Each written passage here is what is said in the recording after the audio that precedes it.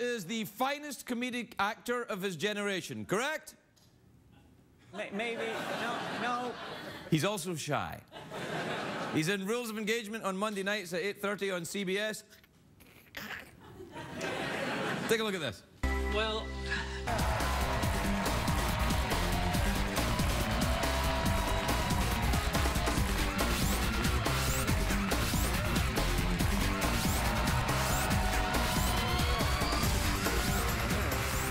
Adhir! Mr. Ferguson. It's lovely to see you again. It's equally wonderful to see you. I like your cardigan. Thank you very much. It's very nice, and you've got a tie from some sort of Illuminatus club. What is that? Is that some kind of weird, we know the secret of things? My goodness, I know the secret of nothing, let's be honest. This is just, it's a humble bumblebee. That's it. Do you want to know a thing about bumblebees? Go on. Very recently, bumblebees, it was inexplicable how they flew. Physicists said, well, this is impossible. The weight to power ratio of this thing, it shouldn't fly. But it does fly, clearly. And then they found out it moves its little legs like that, and the little propellers, and they go up. Well, please, they're very big clouds. That's a remarkable piece of information. I made it up. In recent times, yeah. I've heard, you know, people say that this is not a show that is especially educational. And you know what?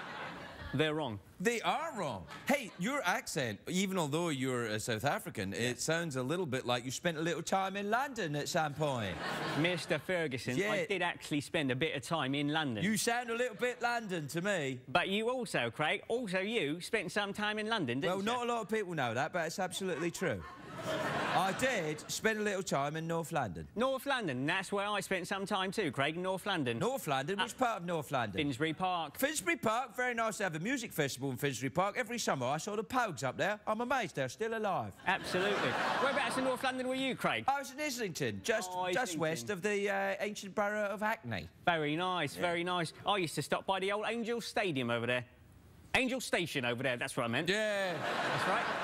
Oh. Well, you blew it there, man. I didn't know. Right up to the American public was right with you until they all went, wait a minute, there's no stadium there. What the hell is he talking about? What is that? Did you develop that accent when you got there, or did you adapt into it to fit in? I adapted it. Were you getting bullied because you sounded South African? That's right. Like, Struth. I can't do South African. What does it sound like? No South Africans ever said Struth, just to be really? clear. All right. Well, what do they say then? In South Africa, it's basically like Leonardo DiCaprio in Blood Diamond, really, which is like, how's it there, Machana? Everything's all right. You might want to shoot me a smoke over there, bro. Didn't get any of that. No. I've never been to South Africa. I hear it's a very beautiful country. Beautiful part of the world. You know, you have the same story as Gandhi. Gandhi was Indian descent from South Africa. You could probably change the world with your peaceful views. Well, you've really set me up for failure at this point. Or you could be on a sitcom with David Spade. It's up to you. That's right. The world is your oyster. Really, yeah. Look, you think if Gandhi, now, if somebody said, look, Gandhi, you can go back and we can free India from the British Empire, or you can be on a sitcom with David Spade, he'd be like, Spade's pretty funny. That's true. That's true. And, you know, he might move his head a little like this and...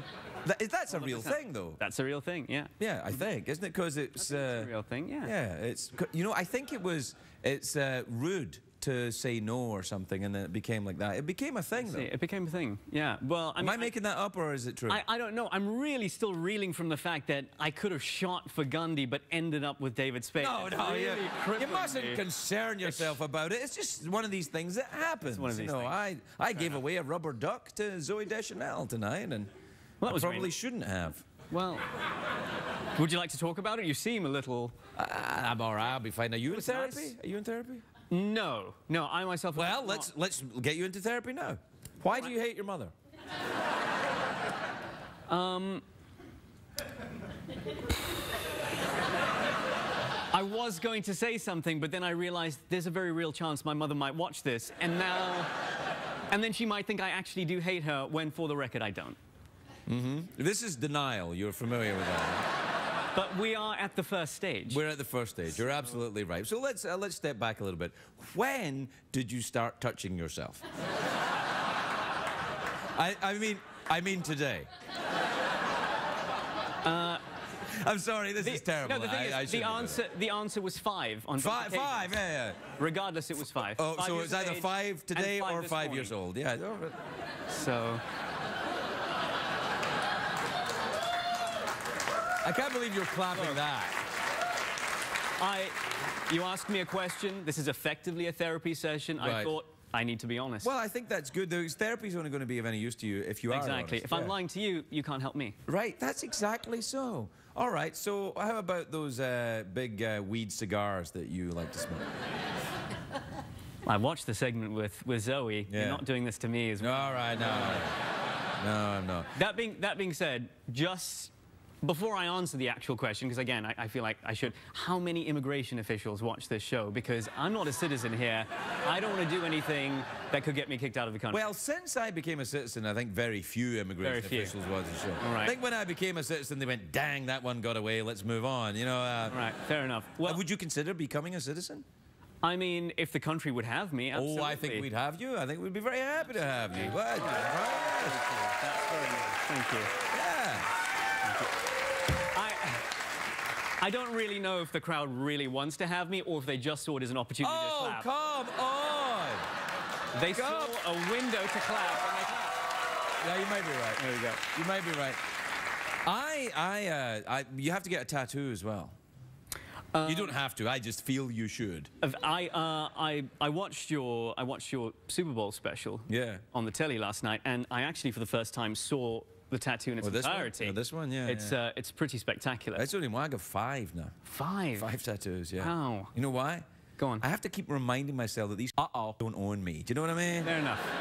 And so every now and again, I feel like I have to, you know, head off to a tattoo parlor or somewhere where I feel the people understand the freedom of the individual a little more. So it's really a reminder to you. All right. Well, I've got to be honest with you. You have? Because this is a therapy session, effectively. Absolutely. So I'm a pathological liar. Right. All right. And so as a reminder, I needed to get a tattoo inscribed on my forehead. Oh, look at that, you bad boy. Look at that. Saying, the truth is my light, because it clearly isn't. But if you have it tattooed on you and you say it, then perhaps it is. You're bluffing yourself. Too clever by half, young man. Touché, good sir. I bid you adieu. So that's it then. This is the end of the segment. Because Yes. that's what a bid you adieu means. It means you're leaving, or I'm leaving.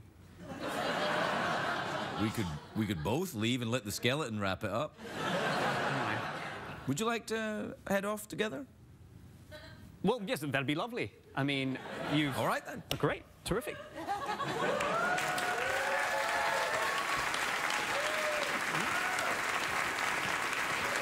Well, there you are. I think that's about it. We bid you adieu. What did we learn on the show tonight, Greg?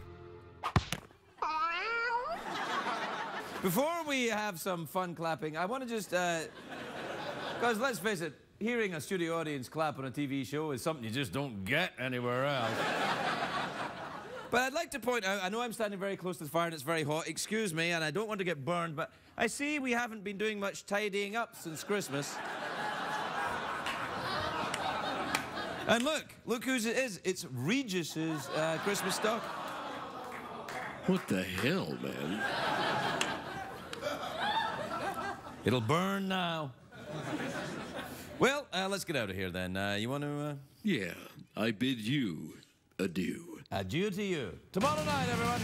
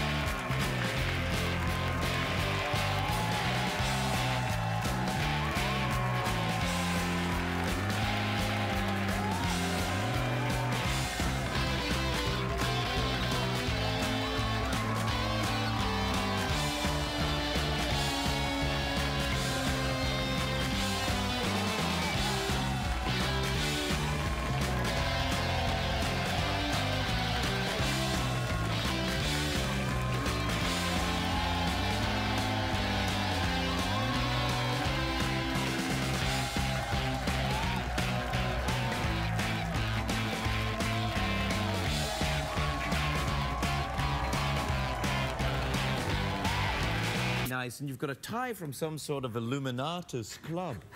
What is that? Is that some kind of weird, we know the secret of things? My goodness, I know the secret of nothing, let's be honest. This is just, it's a humble bumblebee. That's it. Do you want to know a thing about bumblebees? Go on. Very recently, bumblebees, it was inexplicable how they flew. Physicists said, well, this is impossible. The weight to power ratio of this thing, it should Be educational, and What? you know what? You know what?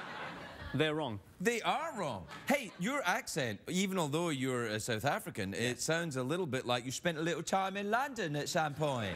Mr. Ferguson, Yeah. I did actually spend a bit of time in London. You sound a little bit London to me. But you also, Craig, you spent some time in London, didn't Well, you? not a lot of people know that, but it's absolutely true. I did spend a little... Well...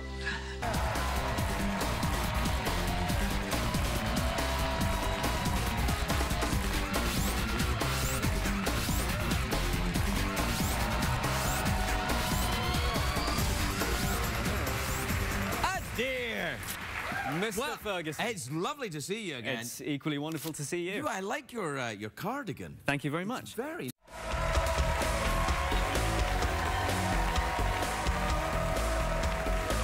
Welcome back, everybody, welcome back. My next guest is the finest comedic actor of his generation, correct? Maybe, no. He's also shy. He's in Rules of Engagement on Monday nights at 8:30 on CBS. Take a look. It shouldn't fly, but it does fly, clearly. And then they found out it moves its little legs like that, and the little propellers, and they go up. Well, Please, they're very big climbers. That's a remarkable piece of information. I made it up. In recent times, I've heard, people say that this is not a show that is especially